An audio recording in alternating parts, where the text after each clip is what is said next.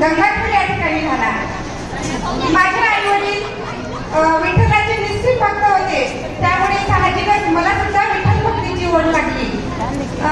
माझ्या लहानपणीपासूनच सतत विठ्ठलाच्या खेळीमेळीचं वातावरण जे घरात निर्माण झालं होतं, त्यामुळे माझ्यामध्ये तेच गुण आले. त्यामुळे माझ्या आई वडिलांनी मला माझी भक्ती पाहून संत नामदेवाच्या पायाशी घातलं आणि तेव्हापासूनच मला रामायणाची कधी हासामध्ये थकलं.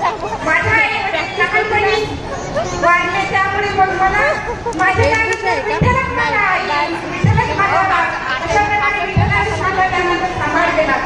माझ्या एकदा प्रसंग आला की ज्यावेळी माझ्या नावाची प्रत्येक ठिकाणी पकडली गेली, त्यामुळे संत कबीरांनी माझं नाव ऐकून मला भेटण्यासाठी ते एकदा आले. आणि जेव्हा ते आले तेव्हा मात्र नदी किनारी आम्ही दोन मैत्रिणी भांडत होतो आणि भांडता आम्ही त्या गवऱ्या जमा केलेल्या होत्या. त्या गवऱ्या जमा केल्यामुळे त्या गवऱ्या ती आणि माझ्या यासाठी आमचे भांडण होऊ लागले.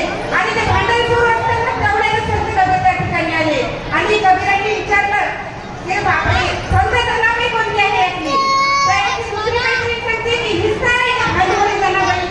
मग तिने माझं नाव सांगितलं. त्यावेळी संत कबीरांना वाटलं इतकं नाव ऐकून आपण या ठिकाणी आलो, ही तर इतकी भांडवली आहे, काय हा प्रकार.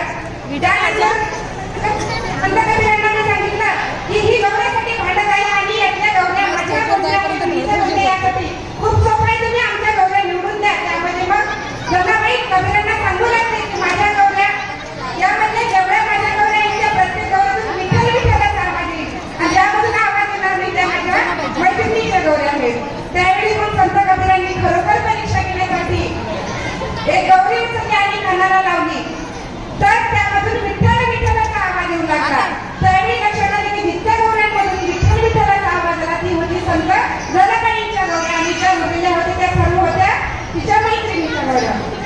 अशाच प्रकारचं एका दळण असताना विठ्ठल माझी मदत करत होता. सकाळी पहाटेच घाटावर दळण दळलं जात होतं आणि दळण दळता एका विठ्ठलाने माझी मदत केली आणि चुकून त्याला दळता सकाळी पहाटेला झोप लागली. त्यामुळे झोप लागल्यामुळे पुजारी तिथे वाट पाहतील म्हणून गडबडीत खूप सकाळी लवकर उठून विठ्ठल गेले आणि मग त्यांचा जो गळ्याचा हार होता तो माझ्या घरी जाता गेला राहिला. त्यामुळे सकाळी मंदिरात पुजारी पाहतात तर विठ्ठलाच्या गळ्यामध्ये हार नाही. त्यानंतर मग माझ्या चोरीचा आरोप झाला. त्याचा दंड सुद्धा देण्यासाठी नदी किनारी सोडावर चढवण्यासाठी सर्व तयारी झाली, पण त्या ठिकाणी सुद्धा माझ्या भगवंतांनी मला वाचवलं. माझ्या भगवंताचं जर तुम्ही नाव घेतलं तर जीवनात नक्कीच तुमचं सार्थक होईल. ठेविल्यानंतर दैत्यशी राहावे तिथे सूर्यावे समाधान, या प्रकारे जर तुम्ही सर्व वागले, हा जनाबाईचा संदेश जर तुम्ही ध्यानात घेतला तर नक्कीच सर्वांचं कल्याण होईल. रोज सकाळी मी जनाबाई दळण दळता रोज विठ्ठलाचा धावा करायची आणि मग माझा विठ्ठल माझ्या हाकेला धावून यायचा.